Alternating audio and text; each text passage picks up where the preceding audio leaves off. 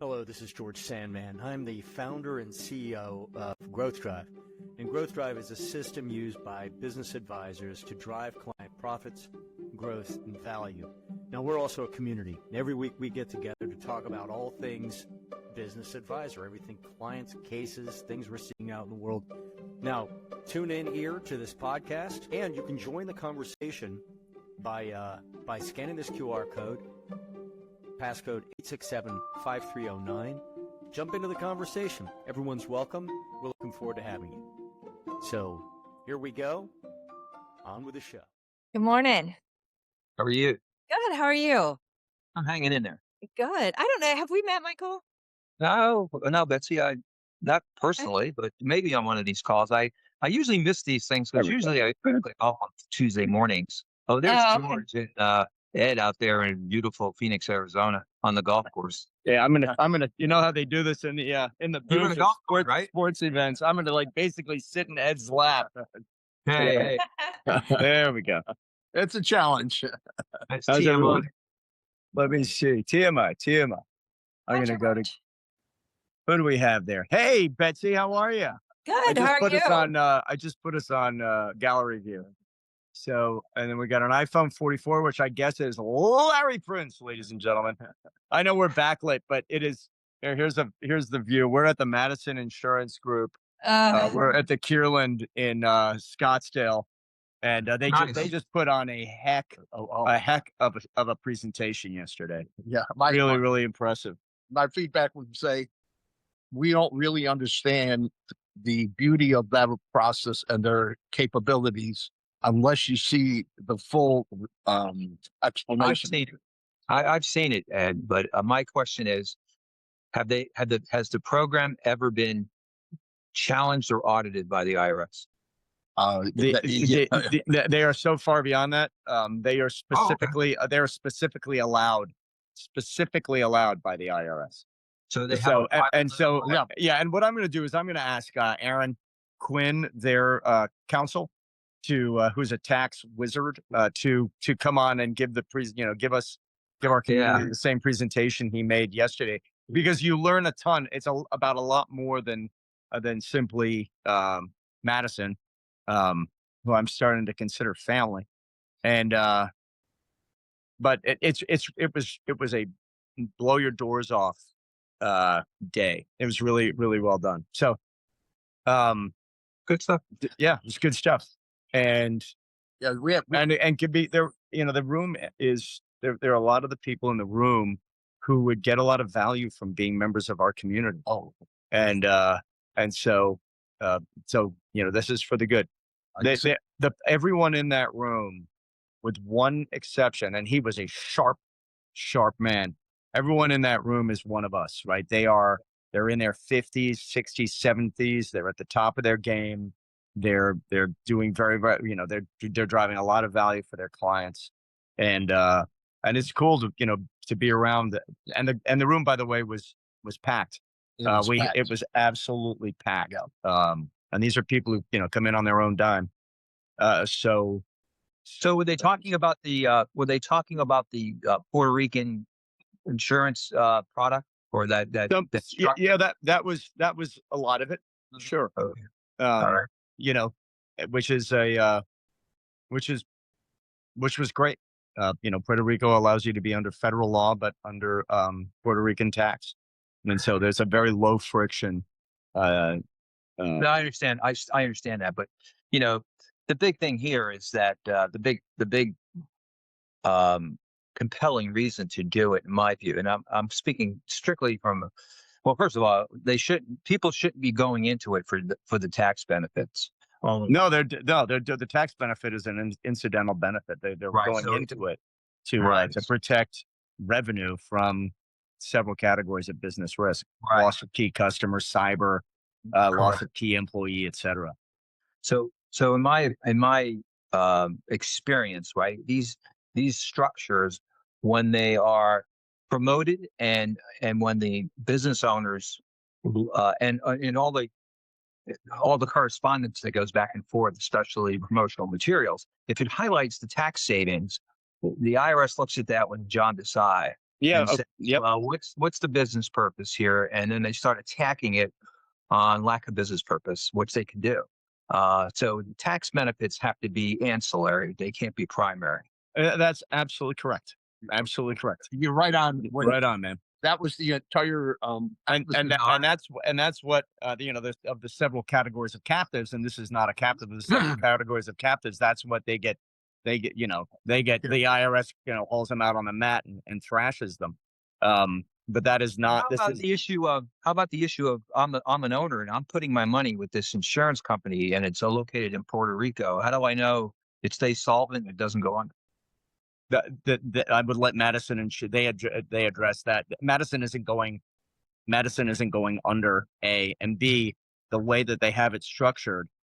There's no ownership of the funds are completely isolated, and they have specific opinions on that issue. But I would we'll get them. We'll get them. All right, we're not gonna talk about it. Yeah, it's a kick-ass program with some incredibly sophisticated family offices, family businesses, busy using it as a way to protect against unforeseen risk, right? De minimis, but real low incident. low Low incidence of occurrence. That's exactly And the right. bottom line, Exactly right. and the payoff is the money comes back to you, the owner, at capital gains rates. That's correct. Well, and or less. Yeah. and it doesn't have to come back to you. They can use it as an estate planning vehicle because whoever the beneficiary is going to get it back is the one who has to make the initial contribution. Yeah, it's someone in the same economic family. And so, but we'll have them on. I'll have them on a couple of podcasts. And I had one of those guys come on in my exit planning study group. Forgot his name. He came on and went through the whole thing. John Chong. Say again? John Chong, probably. No, another gentleman. But in any case, we kind of went through everyone, and still, at the end of the day, a lot of people are like, well, I checked with and these are money managers and other insurance types and attorneys, and they say, well, I checked with my folks back at home office, and they say this is risky. Yeah, well, let me.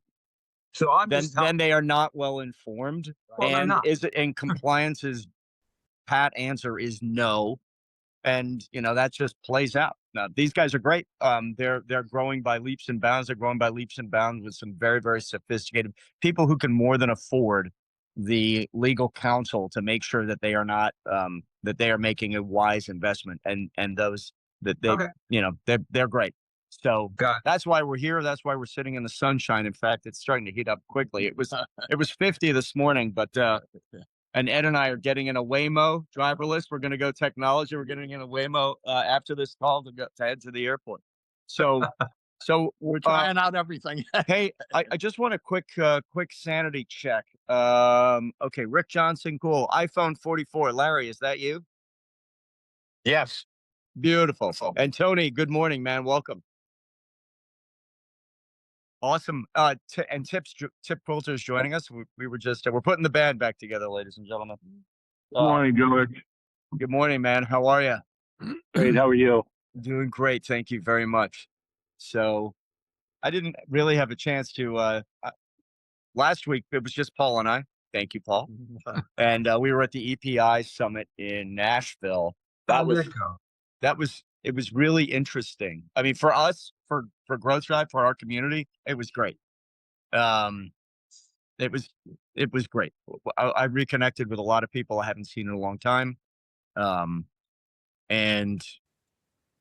signed a pallet of books in the Madison. I was a guest at Madison in the Madison booth, and what do you think? Oh, you weren't there. I wasn't there. We travel so much.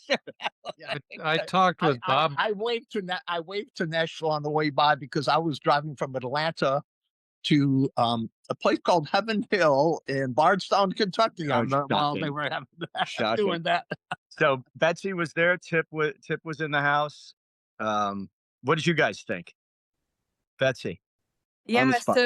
so being new to SEPA land and first time attendee, I thought it was great. But like I said at the roundtable on Saturday, like that roundtable made the trip. Like Thank you. that was so incredible and um instantly made me feel like I found my tribe.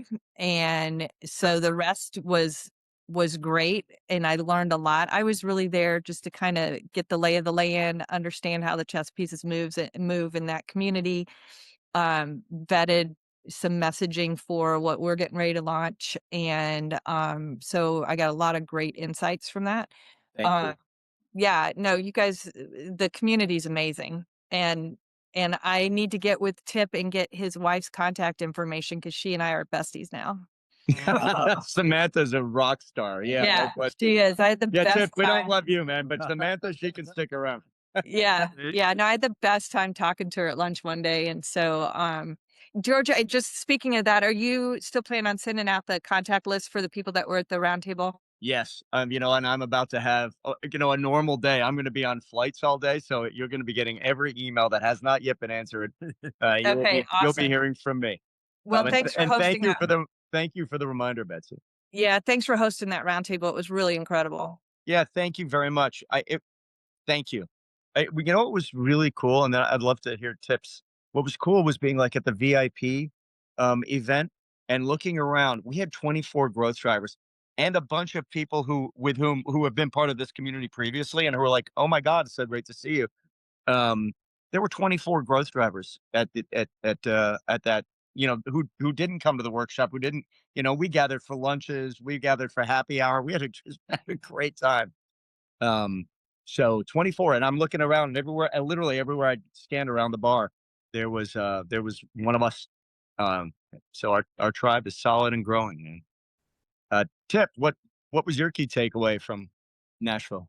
I did, I really worked that conference in a totally different way than I have any other conference I had before, in the sense that um, I only went to 3 sessions. All the rest of the time I spent networking with people from the community, and just getting to know everybody better, and just kind of making the whole conference something that worked for me, because I'm not really an exit planner, and I'm certainly not heavy on the technical side. Yep. So it was really just a matter of connecting with people, and just and I'm with Betsy 100%. That Saturday afternoon thing was, gathering about for a dozen of us, was really remarkable Yeah, in thank terms you. of emotional connection, and where people are and where they needed help, and kind of what was next and what they were there for. It was neat. Yeah, awesome. Thank you, Tip. And we had in that room of those 12, we have several people who have not yet joined the community, and I think for whom this was Vicky Fang, an absolute rock star as well. Mitch Skyer, Mike Lee. We had people in the room who are really, they're us, right? And it was great. And I think Mitch said in that room he had never met any of us. And by at the end of the workshop, he said that he thinks he had found his tribe. I'm like, that's what we're talking about.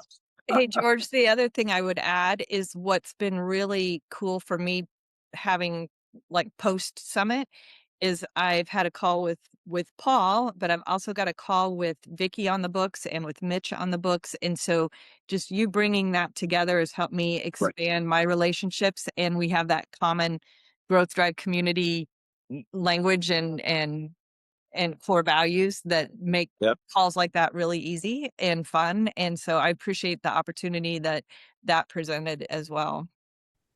Thank you very much, Betsy. And it's interesting, one of someone who is one of us and is in the process, I hope, of joining the community officially, shared.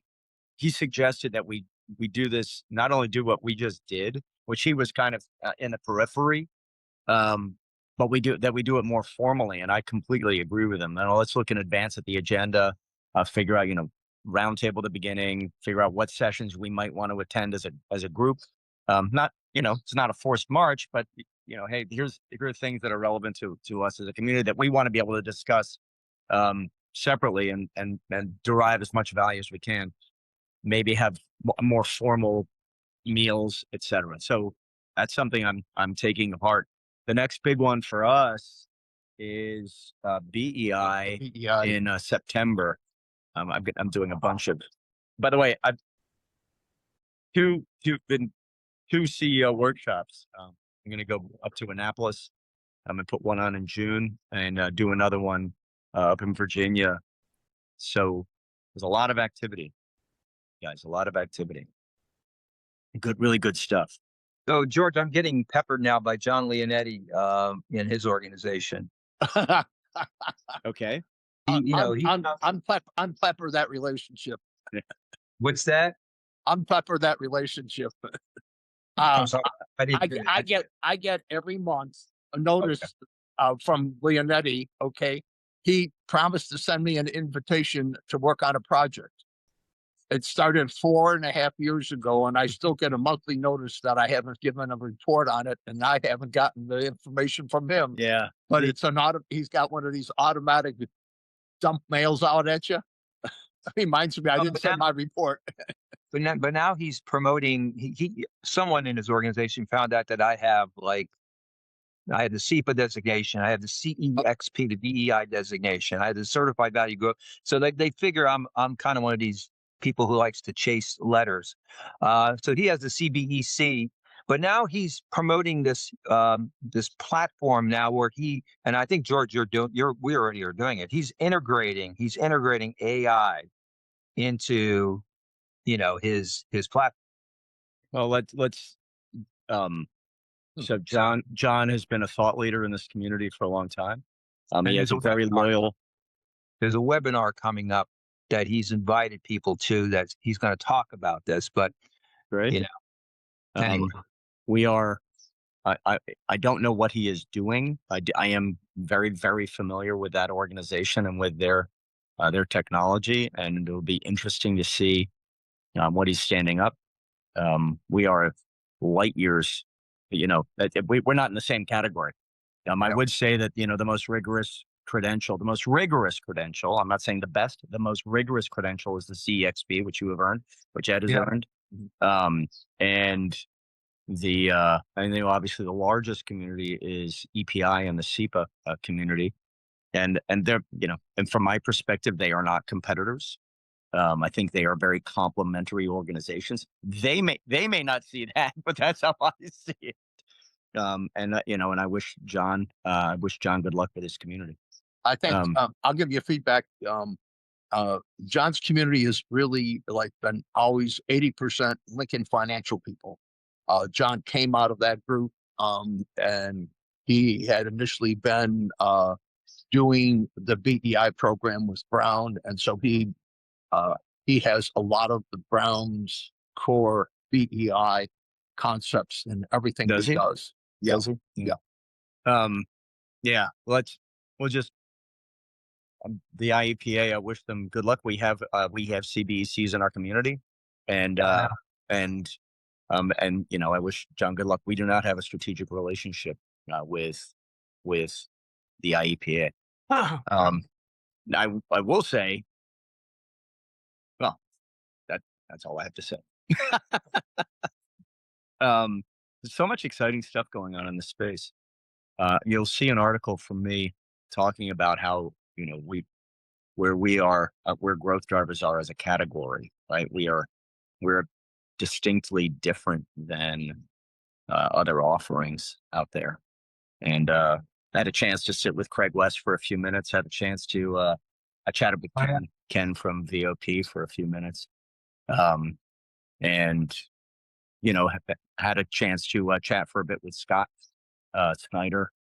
Spent quite a bit of time chatting with his number 2, Drew English, and I think it's an interesting organization. They have their challenges, right, as every growing organization does, but they're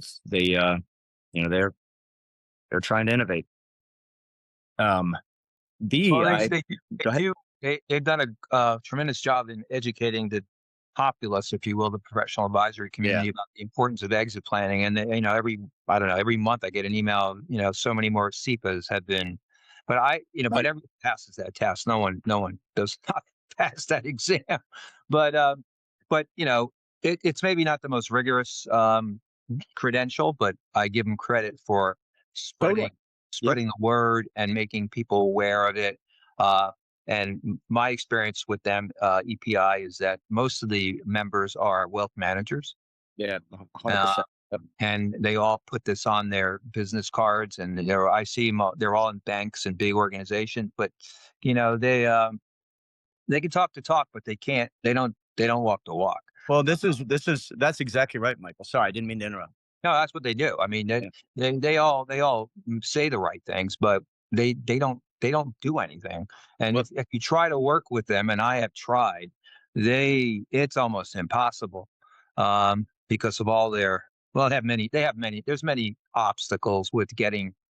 I have found, and maybe it's my charming personality that that is the obstacle. But they always seem to be, we should do this, we should do something, and they nod yes, and then of course, like most folks in these big companies, they have their monthly, quarterly, annual goals that they need to achieve to get their bonuses, and they focus on that.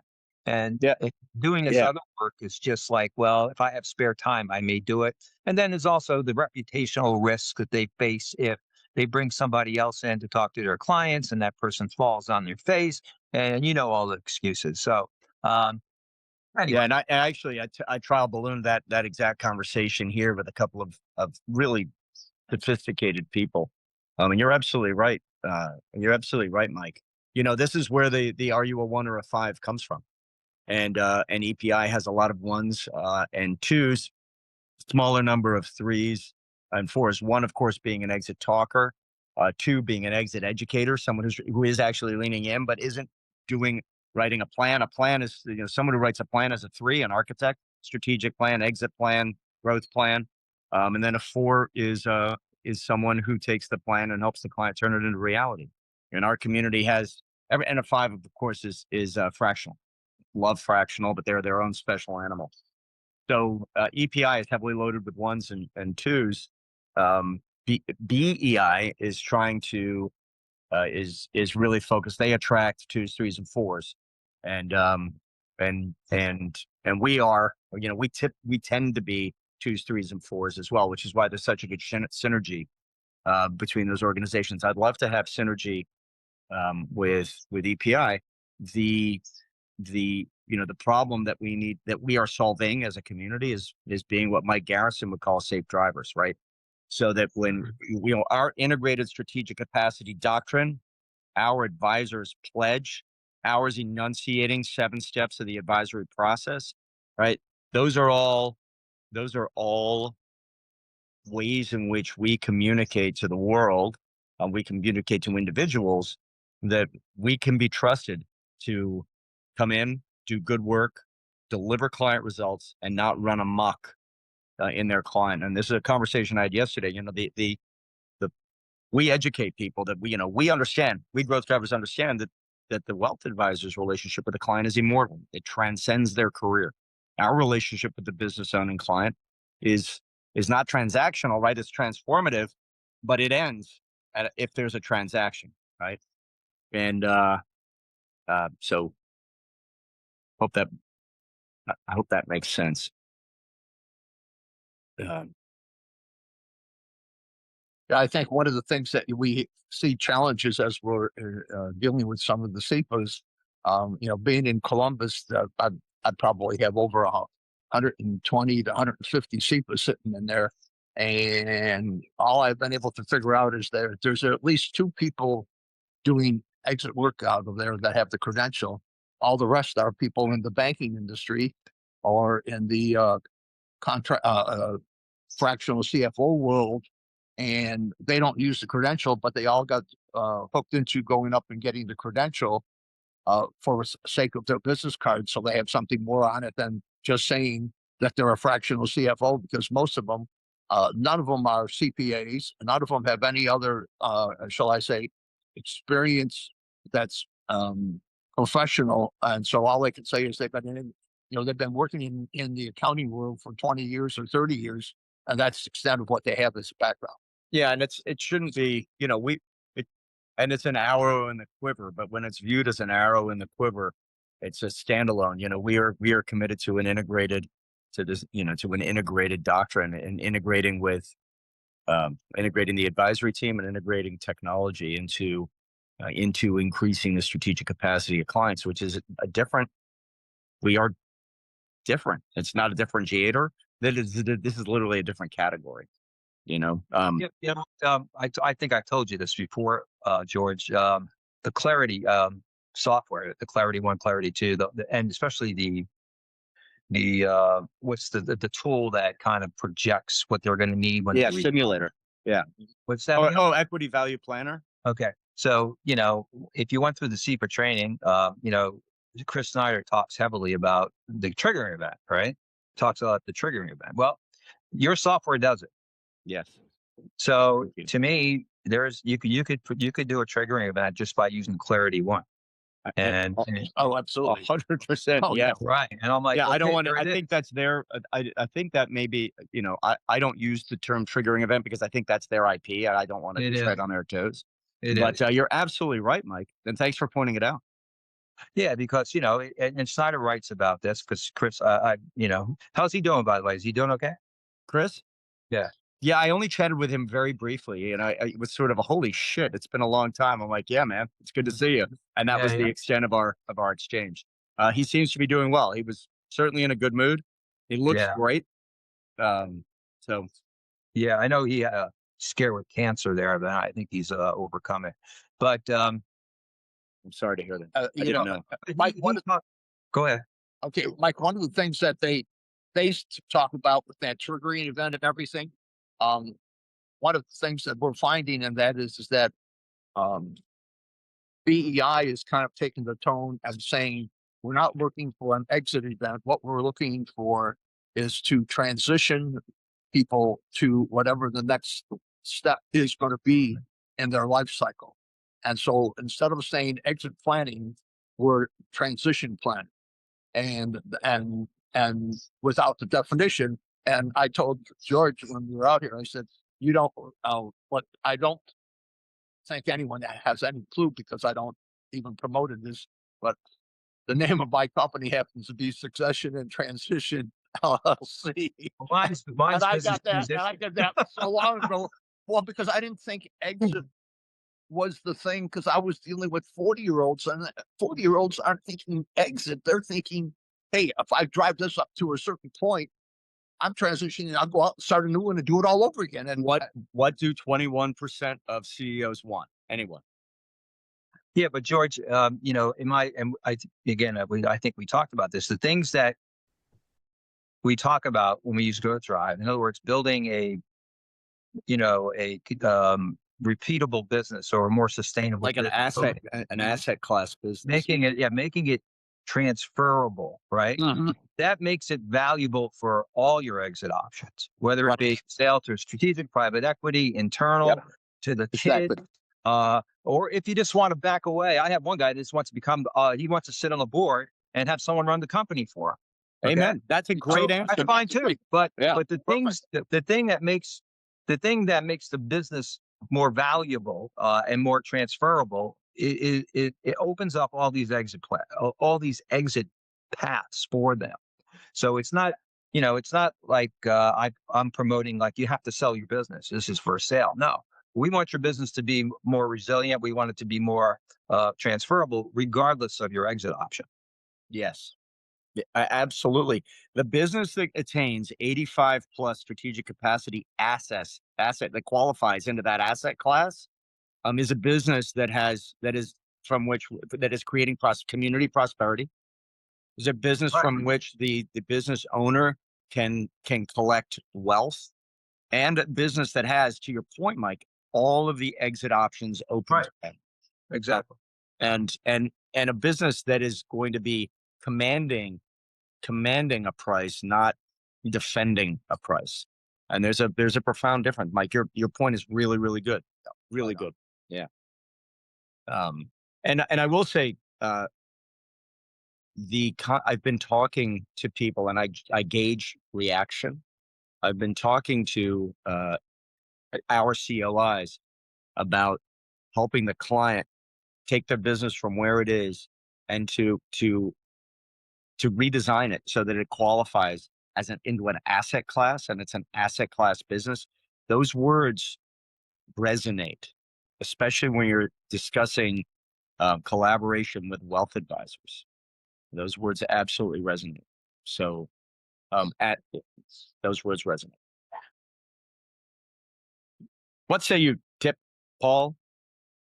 I thought the exit thing is the analogy I use is the exit conversation is like selling life insurance.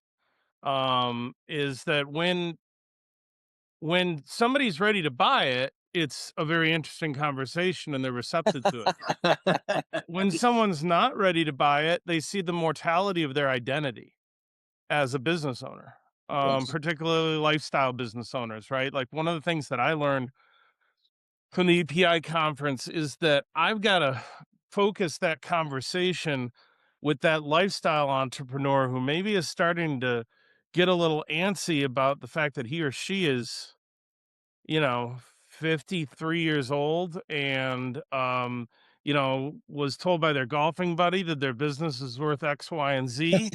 And I've got to show up with this new owner altitude session that I've developed with Clarity Level 1 is I've got to be that person that says, hey, hold on, wait a second here.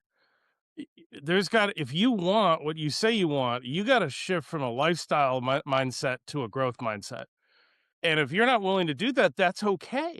I mean, I'll be okay. You'll be okay. I mean, you've done well. You've taken care of all your most important priority, but you can't tell me that your most important priority is wealth.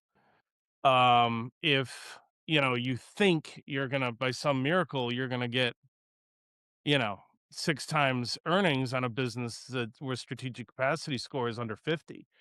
How much runway do we have? That's one thing that I'm working into a lot of the conversations that I'm asking people in this position is like, do we have 3 to 7 years of runway?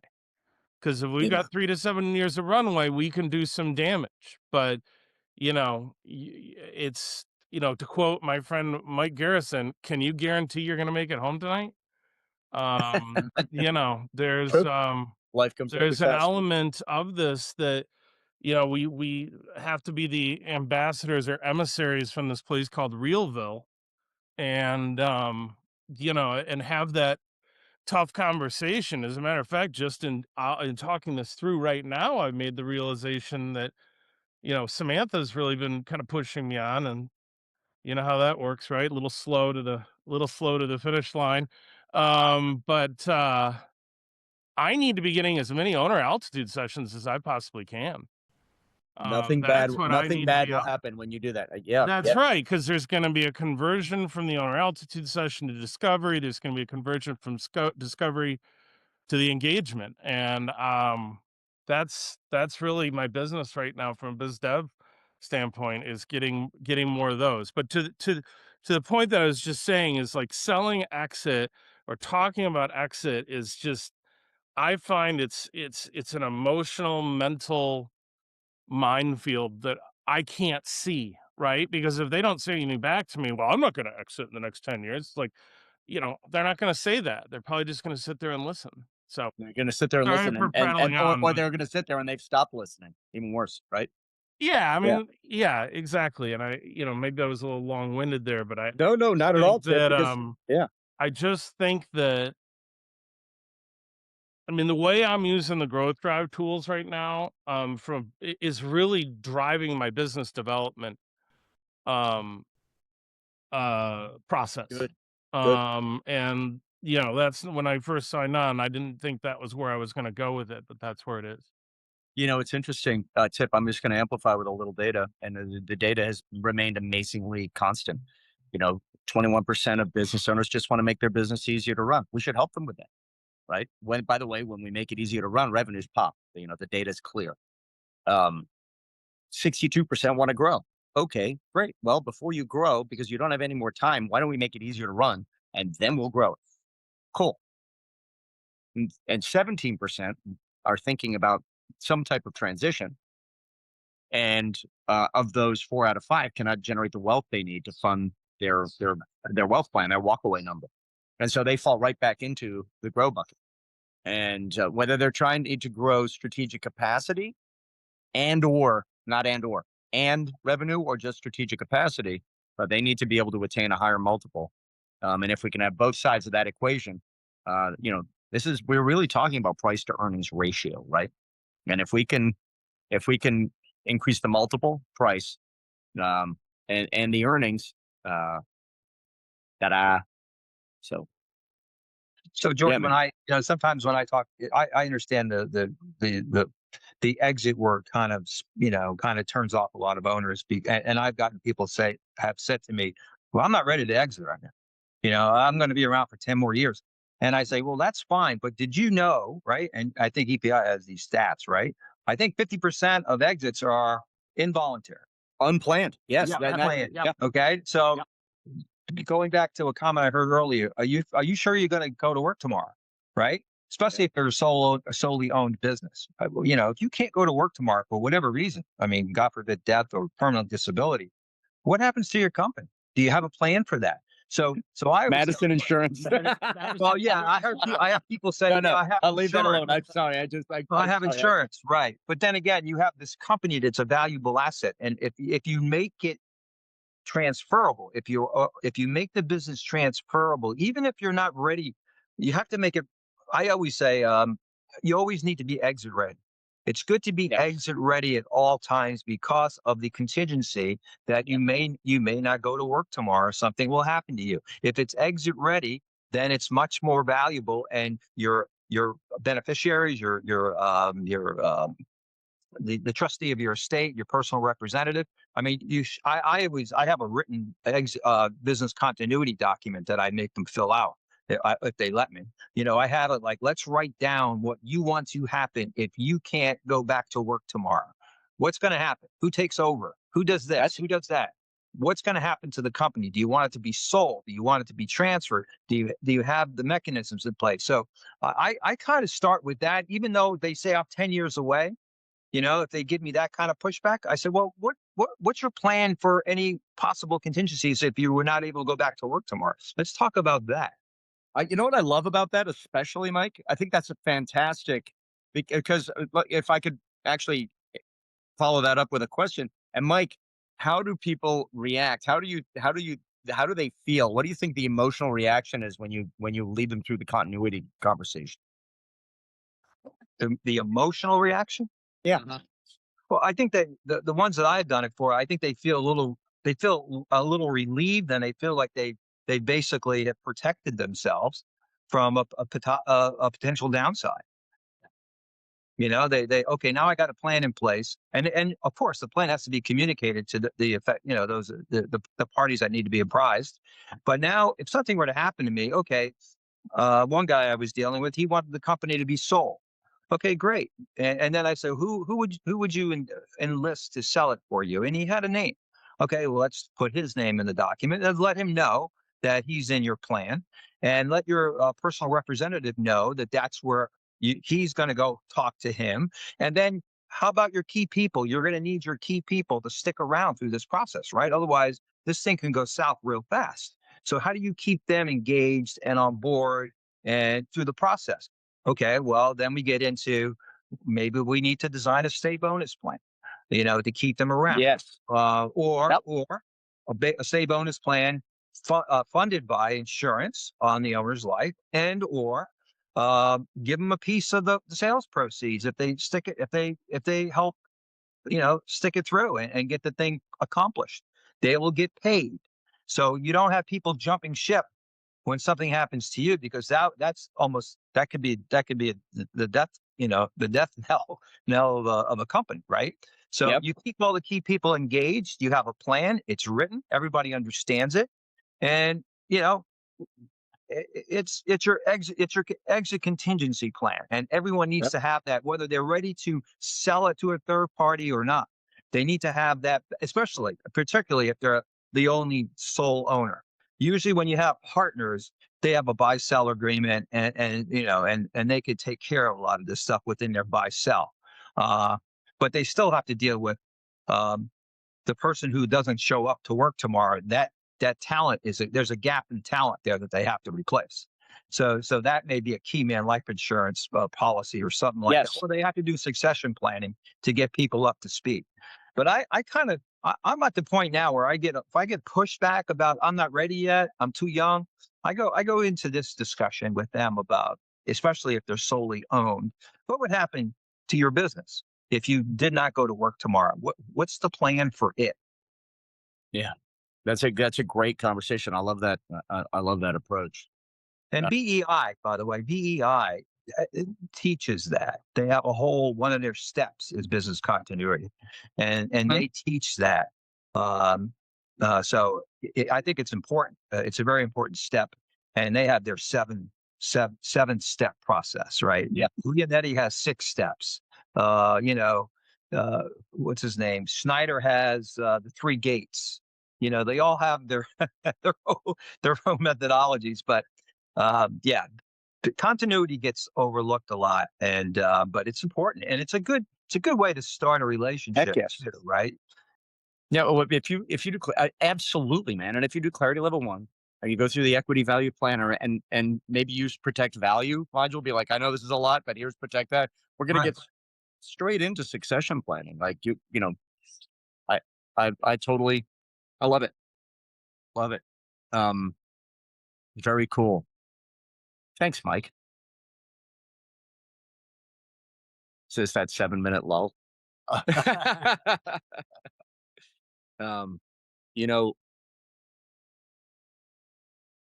Larry Prince, who's dropped off the call, he must have been right. He's on his way to a client meeting. Larry said something to me on the phone that I'm feeling as well, and I'm wondering if you guys are feeling it. It feels like there's like this forward shift in the market in the last few weeks. I think that people held their my read is that people held their breath when we went into Iran, and I think people, as they did with the tariffs, are now like, okay, sky's not going to fall. I can breathe, and now I need to pick up the pace and make up for lost time. There seems to be some I'm hearing a lot of optimism and excitement. And I didn't know if you're hearing that from your colleagues and clients. No optimism in my clients. Oh, really?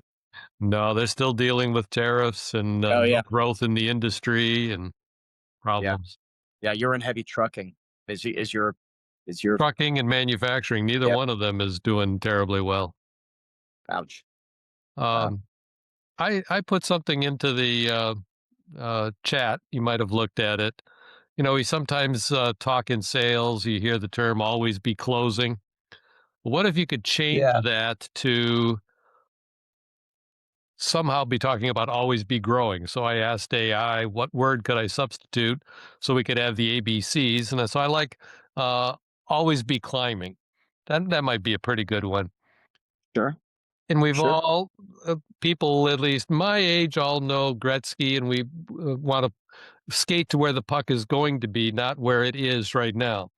Yep. So we're all talking about all these people who are going to transition out of their businesses. That's where the puck is today. Where is the puck tomorrow? The puck tomorrow, I would argue, is with all those people who bought businesses and are going to fail because they can't meet their loan requirements. They can't grow the business. They don't know how to run it and grow it.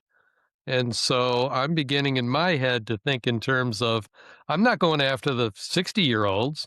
I'm going to go after those 40-year-olds who don't have experience, don't know how to grow a business, don't know how to pay off their loans.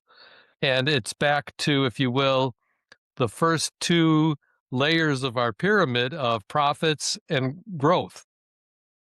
Yep. So I might be dead by the time they get to an exit or something, but I could be working with them now in growing. So that George, I'm more of a quote growth driver. I like setting strategy and executing strategy and growing a business. So I'm just starting to think more along those lines at the moment. I like it. I like it a lot. And one of the things that I found, and that is, these investment banking firms have all got a conglomeration of so many diverse investments. And one of the things I'm working on with two investment groups right now, and that is two of their acquisitions. Each one has an acquisition, and their business is going backwards. And Yeah. they've got a finance guy running a service business, overseeing it at the top. Yeah. And they lost the hands-on people who understood service at the business locational thing.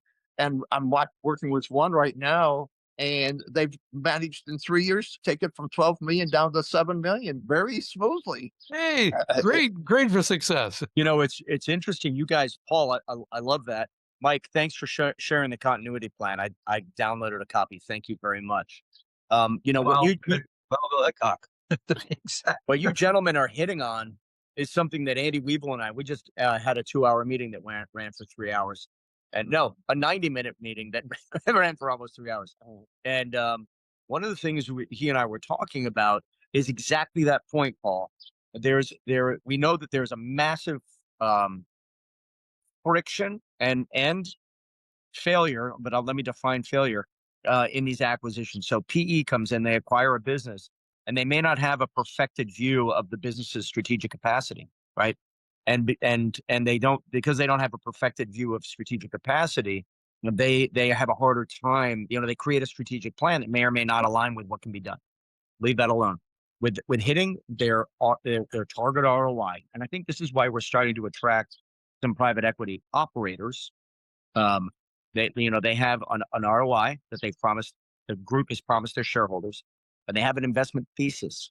And how might our analysis, strategic capacity, the clarity analysis help better define the ROI, better determine whether or not a business qualifies to hit the ROI, and help with either integration or the growth needed to deliver the investment goals and to execute their thesis. And we bring, you guys all bring that sophistication to the conversation. We as a community bring that level of sophistication to the conversation, which is a level of sophistication that, to my knowledge, no other community brings to the table. No one else brings the depth of analysis and a business operating system to the table like you do. And you can go toe to toe. I wrote an article a couple of years ago, be the EOS implementer's boss. EOS implementers, the complaint is that there's not much there, right? One of you guys said to me in Nashville, growth drivers lead businesses and EOS implementers lead meetings. I think that's a little unfair, but it is pithy.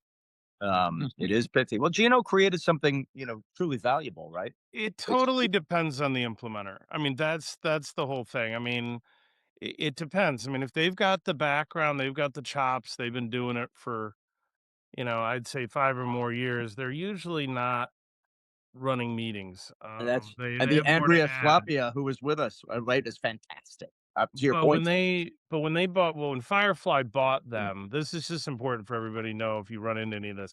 When Firefly bought them, it was all about maximizing revenue. So they took anybody. And that was a problem. And it was a problem for a lot of people. So just know that just because you're up against, you got to find out who you're up against before you dish on them, because Oh yeah, no, yeah, no. I like mean, I just said, EOS yeah, is that guy that you met with from South Carolina or whatever was pretty close to you last year, George. You told me about Mini Head. I mean, that guy's not your average guy. Just he is not. selling He is a selling orange superstar. binders. Yeah, superstar. Yeah.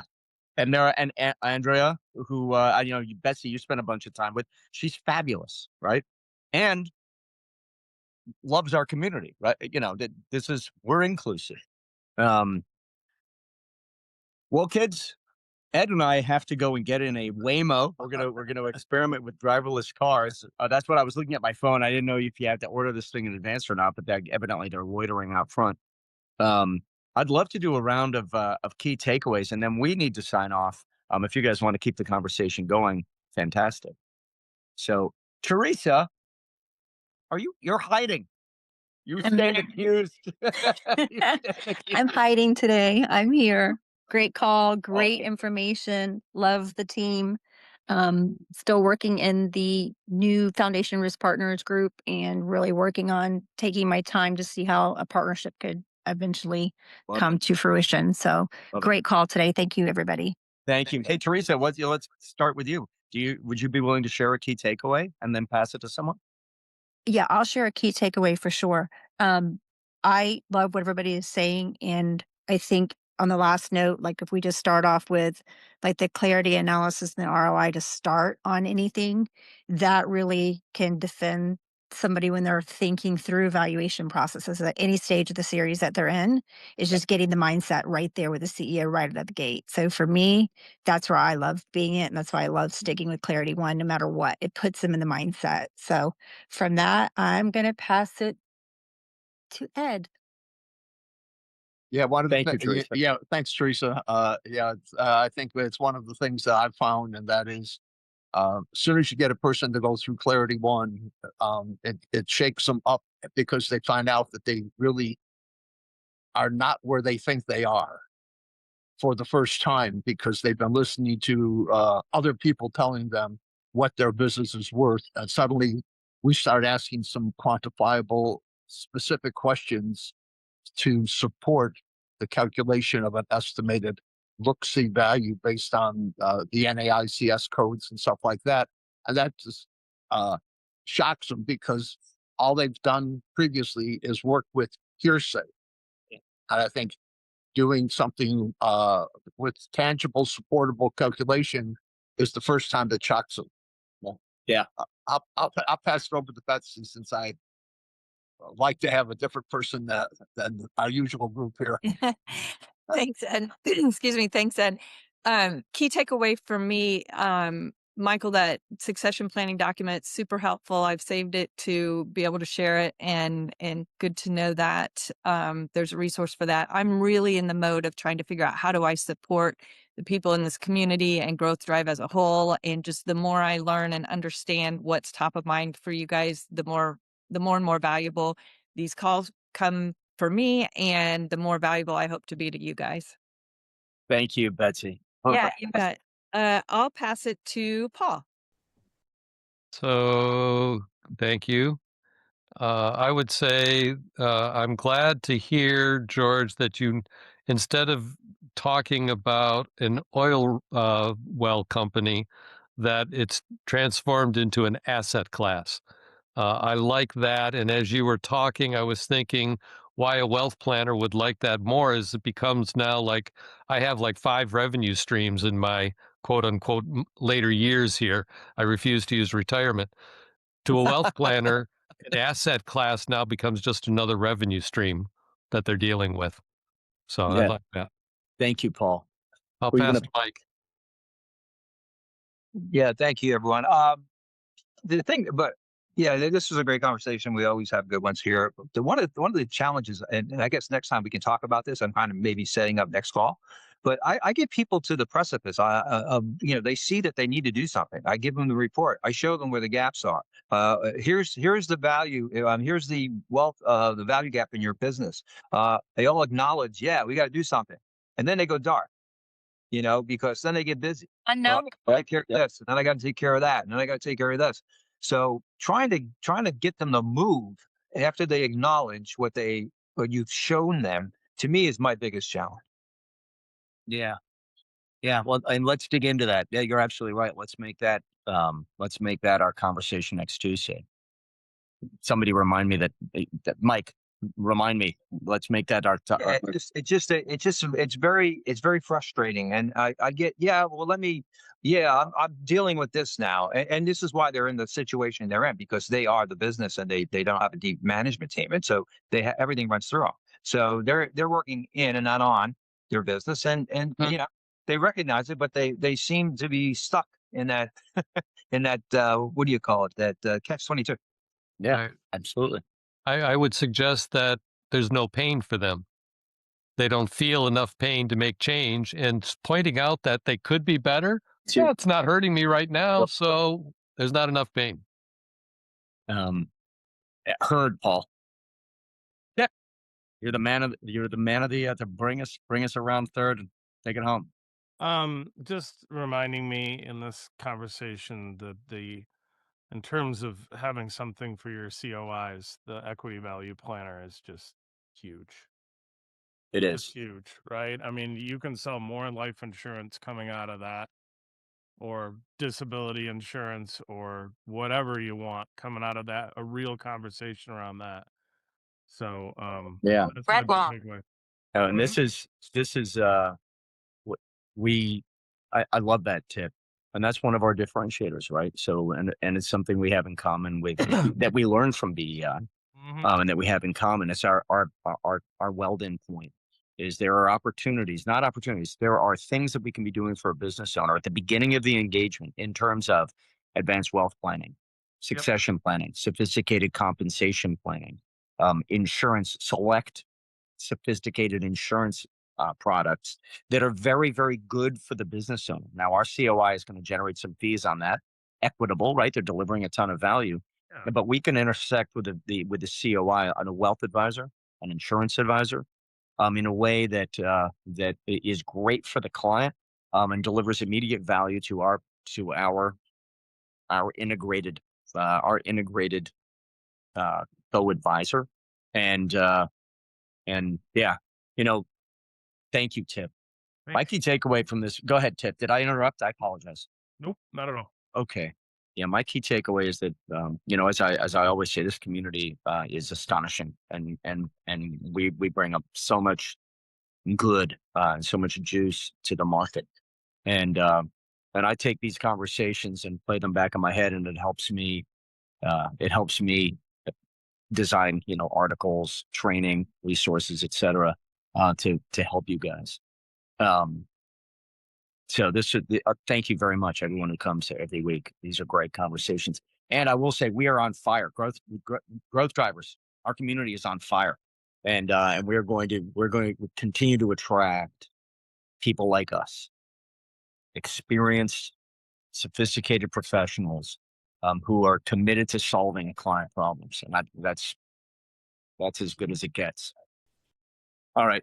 Ed's phone is blowing up. Cheers. Safe travels, guys. Safe travels. All right. Enjoy Hey, it. thanks, everyone. Thank you very much. Anything I can do to help you during the week, let me know. By the way, the summit page is live. I will post a rough draft, talking to get our conversation oriented agenda. I'll post that in Circle from my first flight, assuming there's Wi-Fi. And but the hotel link is up, the early registration link is up, and we are going to have it is going to be fantastic, guys. We're bringing a lot of new people in this year. Space is limited. I know that's a gimmick. This is not a gimmick. Space is limited. So let's have some fun. Okay, guys. Get there. Thank you. Early Safe and often. travels. Yeah, vote early and often. All right. Thank you. Take care. Bye, guys. Have a great day. Bye, Betsy.